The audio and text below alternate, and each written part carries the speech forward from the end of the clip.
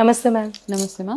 Ma'am, ఇప్పుడు ఎక్కువగా మునగాకు తినడం వల్ల చాలా మంచిది. ఆరోగ్యపరంగా చూసుకున్నట్లయితే ఎక్కువగా డయాబెటీస్ పేషెంట్స్ ఎక్కువ తీసుకుంటే మంచిదని అంటూ ఉన్నారు. అసలు దీనివల్ల ఎలాంటి ప్రయోజనాలు ఉన్నాయంటారు? మనకి సూపర్ ఫుడ్స్ ఉంటాయి కొన్ని.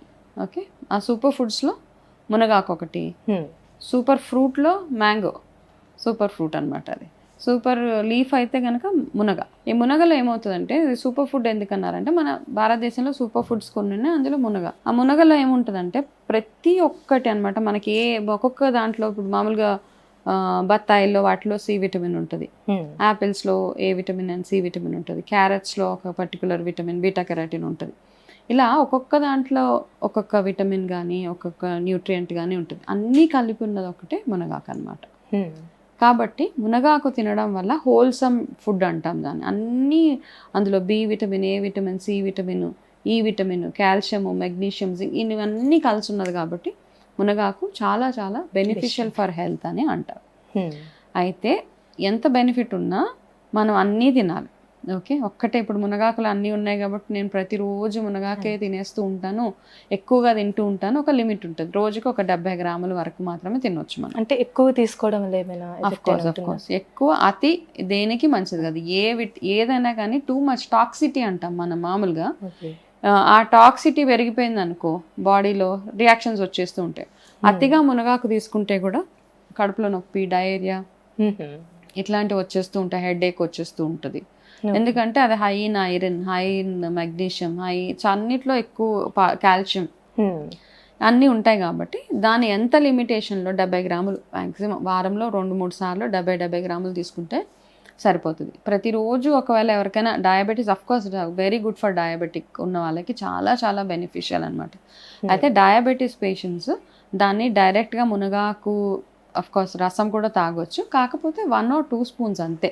దాని పెద్ద లోటాలాగా చేసుకొని తాగేస్తే దానితో వచ్చే పసర వామిటింగ్స్ అయిపోతూ ఉంటాయి మీకు. కాబట్టి స్టమక్ పెయిన్ వచ్చేస్తూ ఉంటుంది, హెడేక్ వస్తూ ఉంటుంది. కాబట్టి కాస్త అవాయిడ్ చేసి వెరీ లిమిటెడ్గా అనమాట, 2 స్పూన్స్ అంతే. అంతకు మించి ఎక్కువ అక్కర్లేదు. ఒక అర గ్లాస్, పావు గ్లాస్, అంతకు మించి ఎక్కువ తీసుకోక్కర్లేదు. అదేవిధంగా పిల్లలకు కూడా మనం రెగ్యులర్గా ఇప్పుడు ఉన్న ఫుడ్ అడల్టరేషన్స్లో ఇవన్నిట్లో మనం కొట్టుకుపోతున్నాం. కాబట్టి పిల్లలు ఆరోగ్యంగా ఉండాలి అంటే కనుక వాళ్ళకి అట్లీస్ట్ వారంలో ఒక 2 సార్లు మునగాకుని కొంచెం కొంచెంగా, నేను చెప్పాను కదా లిమిటెడ్ క్వాంటిటీలో, చపాతీ చేసేటప్పుడు అందులో కలిపేయచ్చు. మీరు పప్పులు అవి చేసేటప్పుడు తోటకూర పప్పు, పాలకూర పప్పు వాటిలో కూడా కాస్త ఈ మునగాకును వేసేసి చక్కగా మీరు పిల్లలకి పెడితే వాళ్ళకి దాన్ని పౌడర్ కూడా చేసుకుంటారు కదండి, మునగాకు పౌడర్. మునగాకు పౌడర్ కూడా చేసుకుంటూ ఉంటారు, కానీ కాస్త చేదు ఉంటుంది మునగాకు.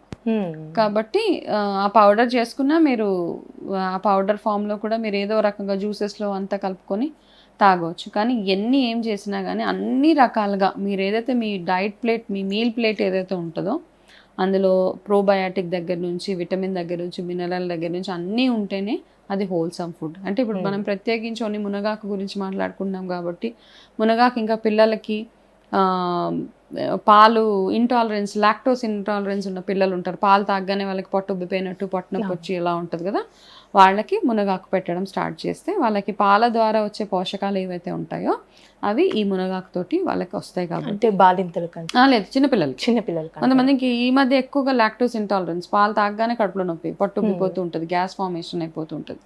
అట్లాంటి వాళ్ళు ఎవరున్నా అయితే బేసిక్గా పాలు మనం కాల్షియం కోసం తాగుతుంటాం. సో ఆ కాల్షియం కావాలి అన్నప్పుడు ఆ పాలను అవాయిడ్ చేసి మునగాకు షిఫ్ట్ అవ్వచ్చు. బేసిక్గా అంటే ఇప్పుడు బాలింతలు కూడా పెట్టచ్చండి పౌడర్ అనేది, మునగాకు పౌడర్ కొంచెం అవాయిడ్ చేస్తే బాలింతలకి కొన్ని ఒక 4-6 months. ఎందుకంటే బాలింతల విషయంలో చాలా వీటిల్లో కొంచెం రెస్ట్రిక్షన్స్ అవసరం అనమాట. వాళ్ళకి అన్నీ పెట్టవచ్చు. మామూలుగా ట్రెడిషనల్ పద్ధతులు చూసుకుంటే బాలింతలకి ఎక్కువగా ఎల్లుల్లిపాయ పెడతారు, వెల్లుల్లిపాయ, బీరకాయ, సొరకాయ, అట్లాంటప్పుడు ట్రెడిషనల్ పద్ధతులు అనమాట. ఈ మధ్య ఏంటంటే చెప్తారు డాక్టర్స్ ఏం అవసరం లేదు మీరు అన్నీ తినేయండి అని చెప్తూ ఉంటారు. కాకపోతే ఈ మధ్య అన్నీ తినేసిన వాళ్ళకి ఏవేవో రకరకాల రియాక్షన్స్ వచ్చేస్తూ ఉంటున్నాయి, ఒబెసిటీ పెరిగిపోతూ ఉంటుంది. కాబట్టి బాలెంతగా ఉన్నప్పుడు వాళ్ళు ఎంత పథ్యంగా ఉండగలిగితే, ఓన్లీ బాలెంత ఉన్నప్పుడు మన మెయిన్ కాన్సెప్ట్ ఏంటి, మనకి ఉన్న పోస్ట్ పార్టమ్ ప్రాబ్లమ్స్ ఏవైతే ఉంటాయో, ఒళ్ళు వచ్చేసిన అవన్నీ తగ్గుతూ మన ఎవరైతే న్యూ బోర్న్ బేబీకి అట్లీస్ట్ 1 సంవత్సరం వరకు మనం వాళ్ళకి బ్రెస్ట్ ఫీడ్ చేసేలాగా ఉండాలి. సో ఈ రెండింటి మీదనే మన ఫోకస్ ఉండాలి. కాబట్టి పాతకాలంలో తెలగపిండి పెట్టేవాళ్ళు, బీరకాయలో వెల్లుల్లిపాయ, సొరకాయలో వెల్లుల్లిపాయ, పాలకూర, దొండకాయ ఇట్లాంటివి ఎక్కువగా పెట్టేవాళ్ళు అనమాట. అట్లాంటి ఫుడ్స్ తింటే సింపుల్గా సరిపోతుంది. మ్యామ్ ఇప్పుడు ఈ మునగాకు అనేది ఎవరెవరు తినద్దని అంటే మంచిది అంటారు, వాళ్ళు ఇంకా తినకుండా ఉంటే? ఇంకా డైజెస్టివ్ ప్రాబ్లమ్స్ ఉంటాయి కొంతమందికి, అరుగుదలలో లోపాలు ఉంటాయి, చాలా మందికి ఏది తిన్నా అరగదు. సో అట్లాంటి వాళ్ళు మాత్రం డెఫినెట్గా మునగాకుని అవాయిడ్ చేయాలి. కొంతమందికి ఐరన్ అబ్జార్ప్షన్ అవ్వదు ఒంట్లో, ఐరన్ తిన్న వాళ్ళు కూడా ఇది అవాయిడ్ చేయాలి అన్నమాట. అంటే ఇప్పుడు మీరు చెప్పిన ప్రకారం వాళ్ళు తప్ప ఇంకెవరైనా తీసుకోవచ్చు అంటారు, మీరు చెప్పిన సిమ్టమ్స్ ప్రాబ్లమ్? అయితే ఎవరైనా తీసుకోవచ్చు అంటే ఇప్పుడు as a part of my nutrition దీంట్లో చాలా రీసెర్చెస్ చాలా జరుగుతూ ఉంటాయి అనమాట. ఫుడ్ ఎలర్జీస్ ఎక్కువ ఉంటాయి కొంతమందికి. ఓకే, వాళ్ళకి చిన్న చిన్నవి పడవు.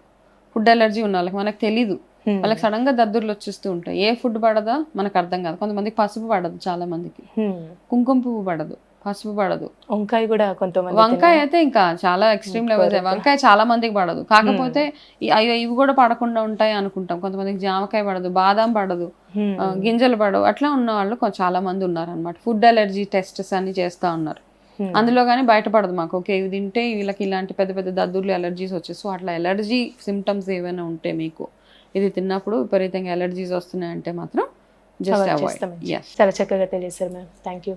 నమస్తే మ్యామ్.